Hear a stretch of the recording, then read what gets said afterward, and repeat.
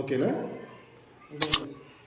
ఈరోజు కొన్ని ఛానళ్ళల్లో పల్లవి ప్రశాంత్ బర్రెలక్క పెళ్లి చేసుకున్నారని ఒక చిల్లర నా కొడుకులు ఏదో ట్రోలింగ్ చేస్తున్నారు. అరే లంజా కొడుకులారా, పల్లవి ప్రశాంత్ను బర్రెలక్క అన్నాన్ని సంబోధించింది. మరి మీ అక్కనో మీ చెల్లెనో మీరు పెళ్లి చేసుకుంటారా? నైతిక విలువలు మీకు ఉన్నాయా?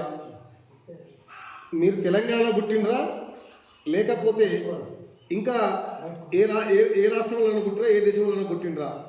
ఇలాంటి పిచ్చి పిచ్చి మాటలు మాట్లాడుకుంటూ బర్రెలక్కపై బురద దళాలంటే, ఒక దళిత బిడ్డపై బురద దళాలనుకుంటే, ఒక భోజన బిడ్డపై బురద దళాలనుకుంటే, ఎవడో ఆ ఛానల్ చేసినోడు మాత్రం దొరికితే మాత్రం పండబెట్టి తొక్కడం తెలంగాణ అమరవీరుల సొసైటీకి వెళ్ళి మేము బాధ్యత తీసుకుంటాం. ఎందుకురా, మనకు ఆడపిల్లలు ఉన్నారు, మనకు అక్క చెల్లెలు ఉన్నారు.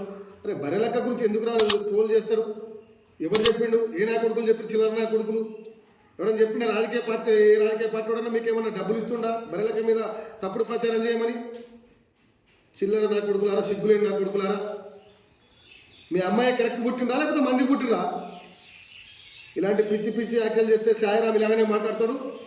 తెలంగాణ అమరవీరుల సొసైటీకి వెళ్ళి మేము తీవ్రంగా ఖండిస్తున్నాం. బర్రెలక్క అనే వ్యక్తి నిరుద్యోగ యువతకు ఒక ఆదర్శం.